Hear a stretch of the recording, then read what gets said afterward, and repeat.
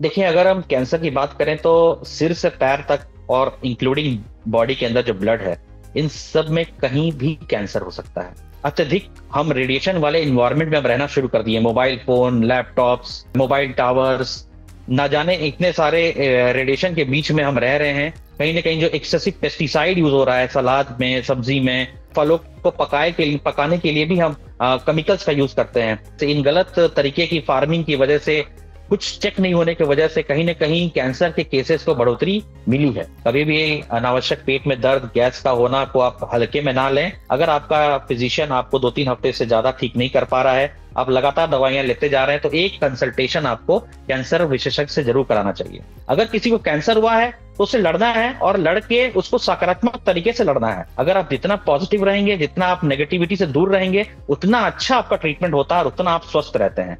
Cancer के मरीज को कम से कम चीनी का सेवन करना चाहिए। जितना भी हो सके वो अपने आप को protein, high high protein diet पर रखें। व्हाइट मीट जो है, जैसे चिकन हो गया, फिश हो गया, इन चीजों से, इन पे रिसर्च में ये सामने नहीं आया है कि इस पे कैंसर होता है, पर रेड मीट में आया है कि बड़ी आंत तक कैंसर इससे होता है। तो life style modification definitely help करता है। मैंने अब देखा है कैंसर एक मतलब ट्रीटमेंट एक मार्केट बन चुका है इंडिया में। आयुर्वेदिक, होम्योपैथिक पे रिलाय अभी आप मत करिए। आगे फ्यूचर में कोई अच्छा क्लिनिकल ट्रायल आएगा, कोई अच्छे रिसर्च होगी, तो मैं उस समय का नहीं बोल सकता हूँ। फेमस क्रिकेटर ने कहा था कि नीम के पत्ते से और तमाम चीजों से कैंसर क्योर हो जाता है, लेकिन जब पेशेंट के बाल ही नहीं है तो नीम के पत्ते से बाल तो नहीं जाते हैं, वो कीमो से ही जाते हैं। नमस्कार, सेहतनामा देख रहे सभी दर्शकों का बहुत बहुत स्वागत। और एरिस लाइफ साइंसेज लिमिटेड की तरफ से ये एपिसोड कैंसर के प्रति ही लोगों को जागरूक करने के लिए लाया जा रहा है। और हमारे साथ लखनऊ से जुड़ रहे हैं, ग्लोब कैंसर केयर लखनऊ से जुड़ रहे हैं डॉक्टर अमित कुमार चौधरी जी। मेडिकल ऑन्कोलॉजिस्ट है, यानी कैंसर स्पेशलिस्ट है, और टाटा मेमोरियल हॉस्पिटल में काफी वक्त वो रहे हैं, डीएम उन्होंने वहां से की है। सो उनसे बात करेंगे। कैंसर के प्रति कोशिश होगी इस एपिसोड के जरिए लोगों को जागरूक किया जाए। अर्ली साइंस क्या होते हैं, वो लक्षण कैंसर के जो हमें नोटिस करने चाहिए, हम ओवरलुक कर देते हैं और उसके बाद प्रॉब्लम बढ़ जाती है। सो कोशिश होगी इस एपिसोड के जरिए, और डॉक्टर अमित कुमार चौधरी जी से हम जानेंगे किस तरह से हम कैंसर से बचाव कर सकते हैं। कैंसर अगर किसी को डायग्नोस होता है, क्या सिम्टम्स होते हैं, किस तरह का ट्रीटमेंट होता है, और अवेयरनेस कैसे हम कैंसर के प्रति ला सकते हैं कम्युनिटी में। बहुत बहुत स्वागत sir. Thank you so much. मैं बहुत बहुत इतना काइंड इनविटेशन के लिए बार बार आपको थैंक यू बोलता हूँ। और बहुत ज़रूरी है आज की डेट में, जिस प्रकार से कैंसर की केसेस बढ़ते जा रहे हैं, पेशेंट हमारे ओपीडीज में दिनों दिन बढ़ते जा रहे हैं। मुझे आज भी याद है, जब मैं एमबीबीएस 2004 में ज्वाइन किया था, उस समय कैंसर ओपीडी में 2-3 पेशेंट देखने को मिलता था। लेकिन आज की डेट में हम मिनिमम 50 से 60 मरीज डेली कैंसर के देखते हैं, जिसमें यंग पेशेंट्स भी काफ़ी रहते हैं। तो ये एक महामारी की तरफ फैल चुका है पूरी दुनिया में, और अब इसके बारे में बात करना जरूरी है। और ये बहुत अच्छी पहल है आपके सेहतनामा के यूट्यूब चैनल के वजह से, काफी लोगों को जानकारी मिलेगी कैंसर के बारे में। बिल्कुल। सर, आप जो जानकारी दे रहे हैं, मैं उसी से एक सवाल पूछना चाहती हूँ। आप कह रहे हैं कि पहले 2-3 पेशेंट आया करते थे, अब 40-50-60 पेशेंट रोज आते हैं। तो ऐसा क्या हो गया है कि कैंसर इतना ज्यादा फैल रहा है, इतना ज्यादा कैंसर के मरीज सामने आ रहे हैं? देखिए, इसके पीछे मल्टीपल कारण हैं। पहले तो साइंस को खुद, इस चीज को साइंस ढूंढने में लगी है कि क्या ऐसा पर्टिकुलर कारण है, क्या ऐसा कारण है जिसकी वजह से कैंसर के केसेस बढ़ रहे हैं। कहीं ना कहीं सबसे पहली बात, हम प्रदूषण की अगर बात करें, तो वो जैसे जैसे डेवलपमेंट, जैसे वजह से हम आगे बढ़ते जा रहे हैं, हमारे इंडस्ट्रीज बढ़ रहे हैं, हमारा पोल्यूशन बढ़ रहा है।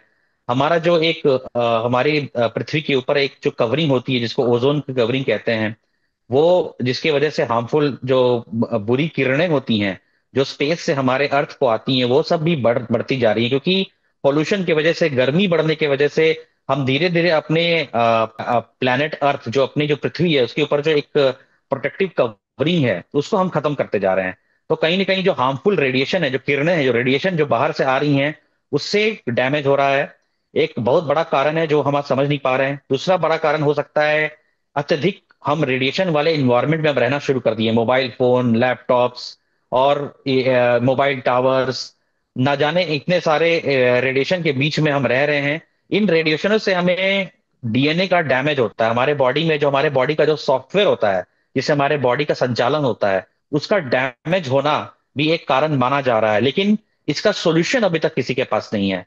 जी। एक और फैक्टर हो सकता है जिसके बारे में काफी चर्चा होती है, हम आए दिन आजकल समाचार में और पेपर्स में पढ़ते हैं कि कभी किसी खाने में कुछ मिलावट हो गई, जैसे कि पीला रंग हल्दी में मिला दिया, आपके शुगर में प्लास्टिक मिल रही है, नमक में प्लास्टिक मिल रही है, चावल प्लास्टिक के बन रहे हैं, कहीं ना कहीं जो एक्सेसिव पेस्टिसाइड यूज हो रहा है सलाद में, सब्जी में, ये सारी चीजों में, कहीं फलों को पकाने के लिए भी हम पेस्टिसाइड्स, केमिकल्स का यूज करते हैं। तो कहीं ना कहीं हमारे डेली रूटीन में, हमारे किचन में ऐसे सामान अब मौजूद हो गए हैं कि बिना किसी खराब आदत की वजह से भी हम ऐसे पेशेंट्स को देखते हैं जिन्होंने ना कभी शराब को छुआ हो, ना तंबाकू को छुआ हो, और उन्हें कैंसर हो जाता है। तो something is there in our daily routine जो अब हमें नुकसान कर रहा है। और पिछले कुछ सालों में इन इन माल प्रैक्टिसेस की वजह से, इन गलत प्रैक्टिसेस की वजह से, इन गलत तरीके की फार्मिंग की वजह से, कुछ चेक नहीं होने की वजह से कहीं ना कहीं कैंसर के केसेस को बढ़ोतरी मिली है।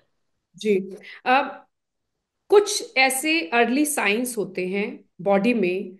अब बहुत सारी चीजें जिनको हम अवॉइड नहीं कर सकते। हम सब अच्छा खाना पीना चाहते हैं, लेकिन अगर मिलावटी चीजें मिल रही हैं उस पर हमारा कंट्रोल नहीं है। लेकिन कुछ ऐसे साइंस होते हैं, आपकी बॉडी देती है वो लक्षण, क्या संकेत देती है कि आपको वो नजरअंदाज नहीं करने चाहिए। वो कैंसर के संकेत हो सकते हैं और हम उसे खुद डिटेक्ट कर सकते हैं और डॉक्टर के पास हमें जाना चाहिए। देखिए, अगर हम कैंसर की बात करें तो सिर से पैर तक और इंक्लूडिंग बॉडी के अंदर जो ब्लड है, इन सब में कहीं भी कैंसर हो सकता है। कैंसर का मतलब ही है कि जो सेल्स हैं हमारे बॉडी में, जो उनके उनका उनका ग्रोथ इतनी तेजी से होना शुरू हो जाता है कि आपका बॉडी उसको संभाल नहीं पाता और वो पूरे बॉडी में बढ़ता बढ़ता पूरे बॉडी को खत्म कर देता है। तो हम अगर बात करें, सिर से शुरू करें, तो अगर किसी को लगातार सिर में दर्द बना हुआ है, चक्कर आ रहे हैं, और उसका ब्लड प्रेशर ठीक है, शुगर ठीक है, और उसको माइग्रेन की डायग्नोसिस नहीं बन रही है, तो उसके उसको एक नॉर्मल सिर का स्कैन जरूर कराना चाहिए। क्योंकि हमने कई पेशेंट्स को ऐसे देखे हैं जिन्हें ब्रेन ट्यूमर था और उन्होंने हल्के हल्के हेडेक्स को लाइटली लिया, और जब स्कैन कराया गया तो वो ब्रेन ट्यूमर काफी बड़ा हो चुका था। उसी प्रकार से नीचे आते हैं, मुंह और गले के कैंसर बहुत कॉमन होते हैं, खास करके जो लोग अत्यधिक मात्रा में शराब या तंबाकू का सेवन करते हैं। उन लोगों में अगर किसी खाना निगलने में दिक्कत हो रही हो, या मुंह में कोई छाला लंबे समय तक ठीक ना हो रहा हो, या मुंह में कोई ऐसा घाव जिसमें ब्लीडिंग हो रही हो लेकिन वो किसी नॉर्मल दवाई से ठीक नहीं हो रही हो, तो आपको तुरंत किसी कैंसर के विशेषज्ञ से जरूर मिलना चाहिए। कोई भी प्रॉब्लम जो एक नॉर्मल डॉक्टर ठीक नहीं कर पा रहा है 2-3 हफ्ते तक, उसमें कैंसर होने की संभावना ज्यादा हो जाती है। कि कोई भी नॉर्मल प्रॉब्लम रहेगा तो वो एक नॉर्मल दवाई से ठीक हो जानी चाहिए। पर लोग गलती करते हैं होम्योपैथिक, आयुर्वेदिक, मैं नहीं कहता ये गलत है, पर इन दवाओं को महीनों महीनों लेते हैं, और जब हमारे पास पहुंचते हैं और हम उनका स्कैन करते हैं तो ऑलरेडी आखिरी स्टेज में पहुंच चुके होते हैं। बात सिर्फ इतनी सी है, आपको अगर कोई भी डॉक्टर 2-3 हफ्ते से ज्यादा ले रहा है, आपकी प्रॉब्लम सॉल्व नहीं हो रही है, तो कैंसर के विशेषज्ञ से एक बार परामर्श जरूर लें। फिर नीचे की तरफ आते हैं, अगर हम फेफड़ों की बात करें, जो अत्यधिक मात्रा में स्मोकिंग करते हैं और जो नहीं भी स्मोक करते हैं, क्योंकि आजकल पोल्यूशन इतना ज्यादा है, खास करके लेडीज जो चूल्हा में खाना बनाती हैं, उनको फेफड़े का कैंसर होने का रिस्क काफी हाई होता है। ऐसे में जब बहुत दिनों तक खांसी ना ठीक होना, और उसमें बलगम में खून का आना, या चलने पे सांस फूलना, और आपने रेगुलर चेकअप कराया है, टीबी नहीं है, इन्फेक्शन नहीं है, आपको हार्ट की प्रॉब्लम नहीं है, तो आपको फिर एक ऑन्कोलॉजिस्ट, एक कैंसर के स्पेशलिस्ट से मिलना जरूरी है, क्योंकि फेफड़े का कैंसर भी एक संभावना हो सकता है।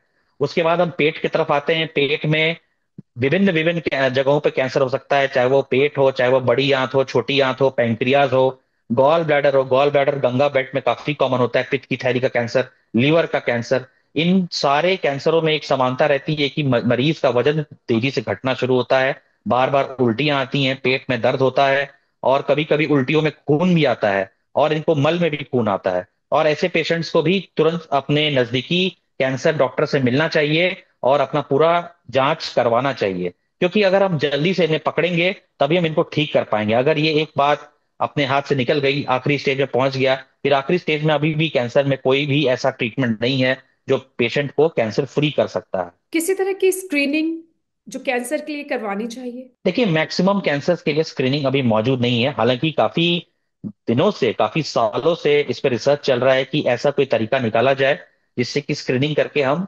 मरीजों को पहले ही डिटेक्ट कर लें। कुछ कुछ कंट्रीज में छाती का सीटी स्कैन किया जा रहा है, वो भी जो 20 साल से ज्यादा सिगरेट पिए हैं उन लोगों में छोटे छोटे कैंसर के लक्षण पाए गए, छोटे स्टेज 1 स्टेज 2 के कैंसर मिल जाते हैं। तो सीटी स्कैन कराना छाती का फेफड़े के कैंसर के लिए एक उपाय है। पर हमारे इंडिया में ये चीज करना उतना पॉसिबल नहीं है, क्योंकि मेजोरिटी बहुत सारे पेशेंट्स इकोनॉमिकली साउंड नहीं रहते हैं। पर सरकारी अस्पताल में एक फेफड़े की कैंसर की जांच हो सकती है, जिसमें सिटी स्कैन की एक संभावना है। बाकी बच्चेदानी का जो कैंसर होता है, जो महिलाओं में जो गर्भाशय होता है, उसके कैंसर के लिए भी पैप स्मीयर और रेगुलर बेसिस पे हम गायनेकोलॉजिस्ट से फॉलो अप कर सकते हैं। खास करके ऐसी महिलाएं जिन्हें ब्लीडिंग की समस्या बार बार बनी रहती हो, या उनको पेट के निचले हिस्से में दर्द रहता हो, ऐसे महिलाओं को गायनेकोलॉजिस्ट के साथ में पैप स्मीयर कराकर और अल्ट्रासाउंड कराकर वो चेकअप करा सकती हैं। इसके अलावा जो बुजुर्ग मर्द हैं, मेल हैं, उनको प्रोस्टेट की कैंसर के लिए एक ब्लड जांच होती है, इसको पीएसए बोलते हैं। ये पीएसए वो चाहे 1 साल में एक बार जरूर कराएं। उससे एक अंदाजा लगता है कि इनका प्रोस्टेट ठीक है। पीएसए अगर बढ़ता है तो प्रोस्टेट कैंसर होने की संभावना बढ़ती है। जरूरी नहीं कि सब पीएसए बढ़ा हो तो प्रोस्टेट कैंसर हो जाएगा, पर अगर बढ़ रही है तो इवैल्यूएशन, उसका कंप्लीट चेकअप होना जरूरी होता है। उसी प्रकार से मुंह का कैंसर के लिए आप डेंटिस्ट के पास जा सकते हैं। इसमें अगर कोई छाला बहुत समय से नहीं ठीक हो रहा और आप सिगरेट पीते हो, तंबाकू खाते हो, तो वैसे में भी आप डेंटिस्ट के पास जाते हैं, वो उस छाले से एक थोड़ा सैंपल निकाल के भी चेक कर सकते हैं। तो यही कुछ छोटी छोटी तरीके हैं जिससे आप बच सकते हैं। हालांकि कुछ भी इसमें फुल प्रूफ नहीं है, लेकिन जितना हम जागरूक रहेंगे उतना हम इससे बच पाएंगे। बिल्कुल। और ये इस एपिसोड के जरिए हम कोशिश भी कर रहे हैं कि लोग कैंसर के प्रति जागरूक हों। अब किस तरह का कैंसर आप सबसे ज्यादा इस वक्त लोगों में देख रहे हैं एज एन मेडिकल ऑन्कोलॉजिस्ट? देखिए, जब मैं टाटा मुंबई में था, वहां तो खैर मैं हर प्रकार के केसेस देख देख लेता था। लेकिन अगर मैं करंटली अभी लखनऊ की बात करूं, तो लखनऊ उत्तर प्रदेश में सबसे ज्यादा जो मैं देखता हूँ वो है मुंह और गले का कैंसर। क्योंकि यहाँ पर गुटखा तंबाकू का एक बहुत ज्यादा सेवन होता है, जिसकी वजह से हमें बहुत यंग पेशेंट, जो यंग पेशेंट है, मतलब हार्डली 25 साल 30 साल के भी मुंह और गले के कैंसर के पेशेंट मिलते हैं। और हमें लखनऊ में पित्त के थैली के कैंसर भी काफी मात्रा में देखने को मिलते हैं। हालांकि पूरे गंगा बेल्ट के अलोंग नॉर्थ इंडिया में पित्त के थैली का कैंसर काफी कॉमन है। और ये ज्यादातर हमें महिलाओं में देखने को मिलता है, जिसमें कि ये जब ये पकड़ में आती है, जब हम सीटी स्कैन कराते हैं, तो जब हमें ये पित्त का थैली पकड़ में आता है तो ये ऑलरेडी फैल चुका होता है। ये एक बहुत ही घातक प्रकार का कैंसर है। तो कभी भी, हमेशा हम लोग बोलते हैं कि कभी भी अनावश्यक पेट में दर्द, गैस का होना को आप हल्के में ना लें। और छोटी मोटी इलाजों से बढ़िया है कि आप किसी ऑन्कोलॉजिस्ट से मिलिए। अगर आपका फिजिशियन आपको 2-3 हफ्ते से ज्यादा ठीक नहीं कर पा रहा है, आप लगातार दवाइयां लेते जा रहे हैं, तो एक कंसल्टेशन आपको कैंसर विशेषज्ञ से जरूर कराना चाहिए। कैंसर का अर्ली डिटेक्शन यानी पहचान होना कितना जरूरी है कैंसर के इलाज के लिए, और क्यों? सबसे पहली बात तो, अगर अर्ली डिटेक्शन हो जाता है कैंसर का, जो कि बहुत ही खुशकिस्मत होते हैं ऐसे पेशेंट्स, और उनमें क्या है कि हम उनको क्योर कर सकते हैं। जैसे कोई छोटा सा, अगर मान लीजिए 2 सेंटीमीटर का गांठ है लंग्स में, फेफड़े में, या मुंह में कोई छाला है जो 2 सेंटीमीटर का, 3 सेंटीमीटर का है, तो आप उसको ऑपरेट करके, ऑपरेशन से उसको पूरा का पूरा निकाल सकते हैं। एक बार आपने कैंसर को अर्ली स्टेज, मतलब स्टेज 1 या स्टेज 2 में निकाल दिया, फिर कैंसर जो है और कहीं फैलने की कंडीशन में नहीं बच जाता है। तो इसीलिए अगर हम कैंसर को जल्दी स्टेज में पकड़ लेते हैं तो उसको पूरे तरीके से निकाल सकते हैं। प्रॉब्लम ये आती है कि जब कैंसर अर्ली स्टेज में रहता है तो कुछ बॉडी में सिम्टम प्रोड्यूस नहीं करता है। अगर मान लीजिए वो एक छोटा सा गांठ है और आपको कुछ पता नहीं चला उसके बारे में, तो वो धीरे धीरे फैलता गया, और जब वो कुछ तकलीफ क्रिएट करता है पेशेंट को, उस वक्त तक बहुत देर हो चुका होता है। ये हम खास करके पित्त की थैली कैंसर में देखते हैं, जहां मरीज को कुछ भी दिक्कत नहीं होती है, या फिर पैंक्रियास के कैंसर में देखते हैं, जहां मरीज को हल्का सा वेट लॉस होता है और फिर वो अपना अल्ट्रासाउंड कराता है, अल्ट्रासाउंड में एक गांठ दिख जाती है, सिटी स्कैन कराता है तो पूरा गांठ फैला हुआ होता है। ये बहुत ही कॉमन पिक्चर है। और मैं बोलूंगा, सिम्टम अगर हुआ है तो that patient is lucky, he got diagnosed, बहुत जल्दी डायग्नोस हो गया। सिम्टम नहीं हुआ तो ये एक बैड लक भी है। और जब वो पकड़ाता है पेशेंट, तो उसका जो स्टेज है वो अनफॉर्चुनेटली 90% केसेस में हायर स्टेज का होता है, स्टेज 3 या स्टेज 4 का होता है। तो अगर अर्ली स्टेज में हमें पेशेंट मिल जाता है तो हम उसको ठीक कर पाते हैं। लेटर स्टेज, जैसे मैंने बताया, कि उसमें फिर हम लाइफ को प्रोलॉन्ग कर सकते हैं, लंबा जीवन कर सकते हैं, पर कैंसर को क्योर नहीं कर सकते। जी, ये तो होगी सर कि किस तरह के टेस्ट कराने चाहिए, हमें क्या करना चाहिए डिटेक्ट करने के लिए। लेकिन अगर एक किसी को भी कैंसर डिटेक्ट होता है तो उस कैंसर के मरीज के लिए शायद ये एक्सेप्ट करना, वो डर जाते होंगे, ऐसा होता होगा कि कैंसर का नाम सुनते ही हम सब डर जी जाते जी। कि पता नहीं अब जिंदगी को क्या होगा। लेकिन आज के वक्त में कैंसर का इलाज कितना सफल है, और जो कैंसर के मरीज हैं आप उनके लिए क्या कहना चाहेंगे? देखिए, मैं अगर बात करूं तो जैसे मुझे इस कैंसर के फील्ड में 13 साल हो गए हैं। तो जब मैंने कैंसर के फील्ड में अपना पहला कदम रखा था आज से 13 साल पहले, तो उस वक्त हमारे पास ऑप्शंस बहुत लिमिटेड थे। पर आज की डेट में अगर मैं बात करूं तो पिछले 13 सालों में काफी डेवलपमेंट्स आ गई हैं। सर्जरीज, ऑपरेशंस काफी अच्छे हो गए हैं, रोबोट के द्वारा ऑपरेशंस हो रही हैं, रेडिएशन की मशीन अच्छी आ गई। देखिए सर, कैंसर का इलाज मूलतः 3 प्रकार से होता है। पहला तो एक ऑपरेशन होता है, या तो रेडिएशन होता है, या तो फिर कीमोथेरेपी होती है। ऑपरेशन और रेडिएशन ये दो ऐसे विभाग हैं जिनमें काफी डेवलपमेंट्स आई हैं। ऑपरेशन बहुत अच्छे से होने लगी हैं, जिनमें कि अब साइड इफेक्ट्स की मात्रा बहुत कम हो गई है। रेडिएशन भी अच्छी मशीन्स आ गई हैं जिनसे कि साइड इफेक्ट्स की मात्रा बहुत कम हो गई है। अब पेशेंट्स काफी अच्छा उसको टॉलरेट कर रहे हैं। और जहां तक कीमोथेरेपी की बात है तो कीमोथेरेपी में बहुत सारे एडवांसमेंट्स आ गई हैं, जिसमें कि इम्यूनोथेरेपी और टारगेटेड थेरेपी, दो ऐसी थेरेपीज आई हैं जिसमें कि पेशेंट्स ऑलमोस्ट क्योर हो जाते हैं। यहाँ तक कि आखिरी स्टेज का भी पेशेंट 5 साल 4 साल, आप ही आखिरी स्टेज का पेशेंट आज से 10 साल पहले अगर कोई डॉक्टर उसे देखता था तो कहता था कि भाई अब तुम्हारे पास 5-6 महीने हैं और ज्यादा बचा नहीं है। लेकिन आप विश्वास करिए, आज की डेट में भी आखिरी स्टेज का पेशेंट्स हमारे पास 4-5 साल से आ रहे हैं और इलाज करा रहे हैं। तो बहुत ज्यादा डेवलपमेंट हुआ है, और आगे आने वाले समय में भी मुझे लगता है इसमें और भी डेवलपमेंट्स होंगी और भी अच्छी दवाइयां आएंगी। तो करेंटली मैं किसी को निराश होने के लिए नहीं बोलूंगा, इससे लड़ना पड़ता है। और अब स्टेज 1, स्टेज 2, स्टेज 3 बिल्कुल ठीक हो जाते हैं। हालांकि स्टेज 4 ठीक नहीं होता है, पर आज की जो न्यू मेडिसिन आ गई हैं उससे काफी लंबे समय तक पेशेंट अच्छे रहते हैं। और आप विश्वास नहीं करेगा, अभी रिसेंटली एक 75 ईयर ओल्ड के बाबा आए। वो स्टेज 4 कैंसर थे और बोली, बेटा मेरा मेरा जो बेटा है उसका शादी है 6 महीने के बाद, मुझे उस समय तक जिंदा रहना है। मैंने उनके रिपोर्ट्स देखे, उनके सारा जब हमने टेस्ट कराए, तो मैंने कहा आप बेटा भी का शादी भी कराओगे, आप उसके पोते का जनेऊ भी कराओगे। ही वॉज अ ब्राह्मण, एंड इट हैज हैपेंड। वो पेशेंट अभी भी 2 साल से मेरे फॉलोअप पे आ रहा है। उसका पोता भी इन्फेक्ट हो गया, मेरी बात लग गई। And he is really thankful to me as well as science कि development actually is slow, it's happening. और मुझे उम्मीद है कि आगे आने वाले समय में और भी पॉजिटिव डेवलपमेंट्स होंगे जो हम पेशेंट्स को दे पाएंगे।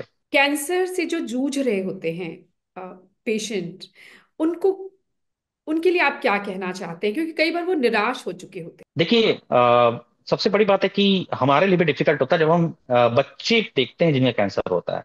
जो 2 साल के बच्चे, 3 साल के बच्चे, 5 साल के बच्चे, 10 साल के बच्चे, ऐसे बच्चे भी काफी आते हैं जिन्हें कैंसर होता है, जिन्होंने जिंदगी के बारे में क्या ही देखा होगा। ऐसे बच्चों को जब हम हंसते हंसते ट्रीटमेंट कराते हुए देखते हैं, तो हम बड़ों बड़ों को अक्सर कहते हैं कि जब ये छोटा सा बच्चा है जिसने जिंदगी में कुछ भी नहीं देखा है, और ये इतनी हंसी खुशी से ट्रीटमेंट करा रहा है, और उनके रिस्पॉन्स को हम दिखाते हैं कि कैसे सकारात्मक सोच से, कैसे हंसते हंसते आप साइड इफेक्ट्स को भी कम कर लेते हैं। जो पेशेंट्स ओवर थिंकिंग करते हैं, बिना बात का रोते रहते हैं, और ज्यादा सोचते हैं कि नकारात्मक सोचते हैं, उन लोगों में हम लोगों ने ज्यादा साइड इफेक्ट्स को देखा है। उन लोगों में हम लोगों ने दवाई का अच्छा रिस्पॉन्स को नहीं देखा है। उन लोगों के बीमारी को वापस आते हुए देखा है। तो ये एक चक्र को समझना पड़ेगा कि अगर बीमारी हुई है तो ये एक घटना है, आपके दुर्घटना है आपके जीवन में। इस दुर्घटना से लड़ना है हमें, इससे हमें हारना नहीं है। और अगर किसी दुर्घटना किसी के जीवन में भी हो सकती है, चाहे वो बीमारी से हो या रोड पे हो या कैसी भी हो। आज के दिन आए आज के दिन हम कितना कॉमनली सुनते हैं कि कोई चल रहा था उसको हार्ट अटैक हो गया। तो लाइफ, इस जीवन का कोई भरोसा नहीं है। अगर किसी को कैंसर हुआ है तो उससे लड़ना है, और लड़के उसको सकारात्मक तरीके से लड़ना है। ऐसे हमने खुद ऑब्जर्व किया है, इतने सालों से हम काम कर रहे हैं, जो पॉजिटिव रहते हैं, जो सकारात्मक सोच रखते हैं, उनमें साइड इफेक्ट्स कम होता है, उनमें रिस्पॉन्स अच्छा आता है। उनमें जो ऊर्जा होती है, जो हम कहते हैं ना दिव्य ऊर्जा, जो यूनिवर्स हमें प्रदान करता है, वो ऊर्जा उनके अंदर इतनी आती है कि कैंसर भी उससे मर जाता है। ये साइंस के परे बात बोल रहा हूं, लेकिन प्रैक्टिकल एक्सपीरियंस ऐसा ही है। अगर आप जितना पॉजिटिव रहेंगे, जितना आप नेगेटिविटी से दूर रहेंगे, उतना अच्छा आपका ट्रीटमेंट होता है और उतना आप स्वस्थ रहते हैं। तो हैं? लाइफ के किसी भी फेज में मैं स्पेशली कैंसर पेशेंट से बोलना चाहूंगा कि नेगेटिव तो होना ही नहीं है। आपको विश्वास ईश्वर पे रखना है और अपने डॉक्टर पर रखना है। मतलब आप बच्चों का एग्जाम्पल देखकर बड़ों को ट्रीट कर रहे हैं, उन्हें हौसला दे रहे हैं, बहुत ही खूबसूरत बात है ये। एक चीज, अब ये तो हुई कैंसर पेशेंट की बात, कैंसर पेशेंट अगर घर में कोई होता है तो उसकी फैमिली बड़ी डिस्टर्ब हो जाती है। उनके आसपास जो उनके केयर टेकर होते हैं वो भी बहुत डिस्टर्ब होते हैं। उन्हें आप कुछ कहना चाहते हैं, उनके लिए कोई संदेश आपकी तरफ से? मैं आपको बताना चाहता हूँ कि कैंसर का जो अटेंडेंट होता है उसके लिए भी एक, हम लोग के ऑन्कोलॉजी में, हम लोग कैंसर के फील्ड में एक टर्म है, उसका नाम है केयर गिवर्स बर्नआउट। उसका मतलब होता है केयर गिवर बर्नआउट, मतलब आप सेवा करते करते, मरीज का ध्यान रखते रखते, उसका जो अटेंडेंट होता है, उसका जो घर वाला होता है, वो खुद फ्रस्ट्रेट हो जाता है। क्योंकि एक लंबी लड़ाई होती है। इसमें कई बार इलाज में 6 महीने, 8 महीने, साल लग जाता है। हो सकता है जिसकी नौकरी हो, नौकरी चली जाए। हो सकता है परिवार में खाने पीने का तरीका बदल जाए। हो सकता है देर रात मरीज को कुछ दिक्कत हो तो उसके लिए अब अस्पताल भागना पड़े। हो सकता है दर्द के लिए बार बार इंजेक्शन के लिए आपको कंपाउंडर बुलाना पड़े। तो इस तरह की छोटी छोटी चीजें, हो सकता है कि कुछ भी सिम्टम्स, मतलब ये बहुत ही कॉमन प्रॉब्लम है। बस आपको ये याद रखना है कि लाइफ में फेजेस होती हैं। कोई भी बुरा फेज हमेशा नहीं रहने वाला है, और कोई भी अच्छा फेज हमेशा नहीं रहने वाला है। जिसने इस बात को समझ लिया वो जिंदगी को जीत लेगा। अगर आपके घर में कोई कैंसर का मरीज है और आप उसको, उसका ध्यान रखते रखते खुद परेशान है या मरीज परेशान है, आपने ये समझना है कि it is just a matter of time, कब ये पेशेंट ठीक हो जाएगा और आपका ये वाला फेज खत्म हो जाएगा। You have to wait. Patience रखना बहुत जरूरी है, पॉजिटिव होना बहुत जरूरी है, और फेथ रखना जरूरी है। मैं बार बार यही कहता हूं कि हम लोग हमेशा कल का सोचते हैं, परसों का सोचते हैं, और उसको लेके परेशान होते हैं। हम हमेशा सोचते हैं पहले इतना अच्छा था, आज हम क्यों ऐसे हो गए हैं। बात हमें ये समझनी है, good times are never permanent, bad times are never permanent. इसीलिए अभी का जो बैड टाइम है उससे आपको लड़ना है, और ये बैड टाइम आपको कुछ सिखा के जाएगा, ताकि आपके आगे वाले आने वाले टाइम्स में आप और स्ट्रांग बन के निकलेंगे। तो ये जो हमारा पूरा जो प्रकृति है, हमारा जो पूरा ये सिस्टम बना हुआ है, जन्म का, मृत्यु का और जीने का, ये सब किसी एक इंसान को, हर इंसान को कुछ सिखाने के लिए यहाँ पे लाता है। तो कैंसर किसी के परिवार में अगर हुआ है तो ये आपको कुछ सिखाने के लिए लाया है, ये आपको और मजबूत बनाने के लिए लाया है, और आपको उससे सीख के और मजबूत बनना है। कैंसर को लेकर जरूर कुछ मिथ्स, कुछ गलत फहमियां आपके सामने भी आती होंगी। जो कैंसर के पेशेंट हैं वो लेकर, या उनके साथ जो लोग होते हैं, घर वाले उनके होते हैं, फ्रेंड्स होते हैं, वो लेकर आते होंगे। वो अगर आप बताएं और उन्हें दूर कैसे किया जाए, वो भी आप जरूर लोगों की जानकारी के लिए जरूर बताइए। सबसे पहले तो मैं आपको जो मैंने अब देखा है, कैंसर एक मतलब ट्रीटमेंट एक मार्केट बन चुका है इंडिया में। हम्म। तमाम बड़े बड़े डॉक्टर्स हैं, मतलब लाखों चार्ज कर रहे हैं, हीलर सेंटर, ये वो। मैं नहीं कहता कि आयुर्वेदिक होम्योपैथिक बुरा होता है, मैं नहीं बोलता ऐसा। लेकिन उनके जानने वाले लोग अनफॉर्चुनेटली जो उनको सही डायरेक्शन दे पेशेंट को, बहुत कम है। और मेरे पास आप बिलीव नहीं करेंगे, महीने में कम से कम 30 से 40 मरीज ऐसे आते हैं जिन्होंने होम्योपैथिक, आयुर्वेदिक और तमाम वेलनेस सेंटर्स और बड़े बड़े डॉक्टर से मिलके आते हैं, जिन्होंने लाखों उनसे पैसे ले लिए होते हैं, और उनका कैंसर स्टेज 1, स्टेज 2 से बढ़कर स्टेज 4 हो रखा होता है। मैं नहीं कहता कि एलोपैथिक हर चीज का समाधान है, लेकिन आज की डेट में अगर आप साइंस के नजरिए से बात करें तो सबसे ज्यादा क्लिनिकल ट्रायल, सबसे ज्यादा रिसर्च एलोपैथिक में हो रहा है। और हमें एलोपैथी से जुड़ना पड़ेगा, क्योंकि हमारे पास अब आयुर्वेद और होम्योपैथ से सही में जिनकी जानकारी है वो वैसे लोग कम है। हाँ, अगर आप फॉर एग्जांपल च्यवनप्राश की बात करें, तो मैं नहीं बोलता च्यवनप्राश मत खाओ। लेकिन मैं ये बोलता हूं कि अगर आपको कैंसर जैसी समस्या से लड़ना है तो आपको एक जेन्युइन ट्रीटमेंट लेना पड़ेगा। तो सबसे पहले तो आयुर्वेदिक, होम्योपैथिक पे रिलाय अभी आप मत करिए।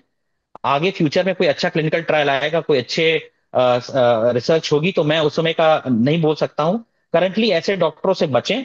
और अगर आपको फिर भी फेथ नहीं है तो किसी नियरेस्ट डॉक्टर, एलोपैथिक ऑन्कोलॉजिस्ट से मिलिए, और अपना सारा जो भी जांचें हैं, वर्कअप है, वो कराइए। और मरीजों से बात करें, मैं ये नहीं कहता कि डॉक्टर से बात करिए। आप जब डॉक्टर से मिलने जाते हैं, किसी हॉस्पिटल में जाते हैं, तो वहां जो पेशेंट्स इलाज करा रहे हैं उनसे बात करिए। उनसे आपको और जागरूकता मिलेगी। आप गूगल को यूज करिए, गूगल में भी आपको बहुत सारे ऐसे वेबसाइट्स मिलती हैं जो आपको गलत डायरेक्शन दिखाती हैं, और जो सबसे ज्यादा ऐड करते हैं, माइंडेड जो सबसे ज्यादा ऐड करते हैं, सबसे ज्यादा गलत वही होते हैं। आप क्लिनिकल बेसिस पे किसी ढंग के डॉक्टर, एमबीबीएस, एमडी ऐसे डॉक्टर से मिलिए, या फिर ऑन्कोलॉजी जिन्होंने डीएम किया हो या एमडी किया हो, ऐसे डॉक्टर से मिलिए, या एक जेन्युइन सर्जन से मिलिए, वो आपको सही गाइड करेंगे। दूसरा चीज, जैसे अभी बीच में प्रचार हुआ था, एक फेमस क्रिकेटर ने कहा था कि नीम के पत्ते से और तमाम चीजों से कैंसर क्योर हो जाता है। लेकिन जब पेशेंट के बाल ही नहीं है तो नीम के पत्ते से बाल तो नहीं जाते हैं, वो कीमो से ही जाते हैं। हाँ, ये सारी चीजें अच्छी हैं, आप करिए, लेकिन आपको कीमो भी तो लेना ही पड़ेगा। बिना कीमो के आप उस कैंसर को ठीक नहीं कर सकते हैं जिस कैंसर के बारे में बात की जा रही थी। चीनी के बारे में, एक कैंसर के मरीज को कम से कम चीनी का सेवन करना चाहिए। और जितना भी हो सके वो अपने आप को protein, high high protein diet पे रखें। ये भी काफी हेल्प करता है पेशेंट्स को उसके, क्योंकि नए सेल्स को बनने के लिए प्रोटीन की जरूरत होती है। और ये जो शुगर होता है, जो व्हाइट शुगर होता है, कहीं ना कहीं वो एनर्जी, वो ग्लूकोज, वो प्लेन ग्लूकोज होता है, वो कहीं ना कहीं वो कैलोरीज कैंसर के सेल्स भी ले लेके उससे ग्रोथ उनका तेज होता है, उनका तेजी से बढ़ना होता है। तो चीनी के लिए हम थोड़ा हम मना करते हैं। जी। कहते हैं कि जितना कम से कम हो सके। इसके अलावा नॉर्मल डाइट खाना है, दाल रोटी चावल सब्जी सब खा सकते हैं।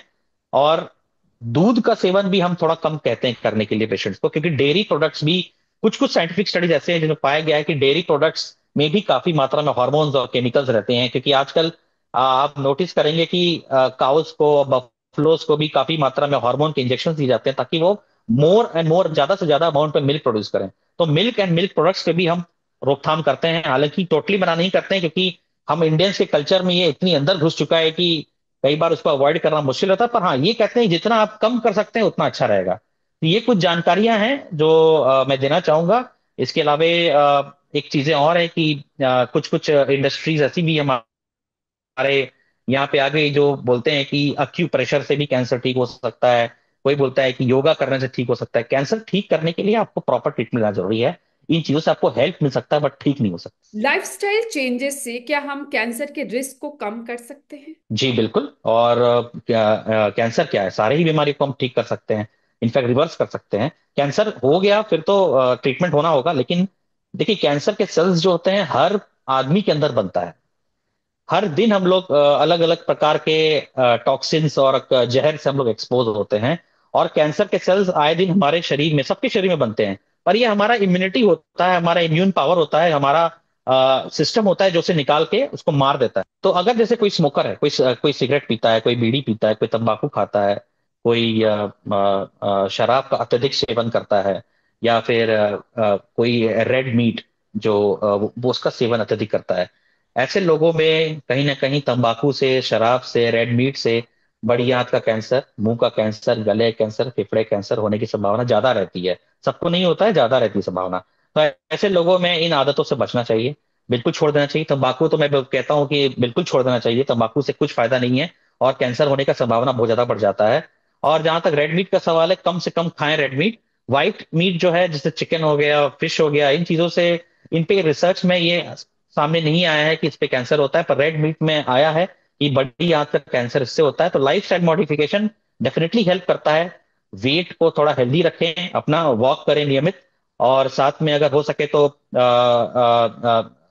रेगुलर चेकअप, ईयर में एक बार जरूर चेकअप अपने डॉक्टर के साथ कराएं।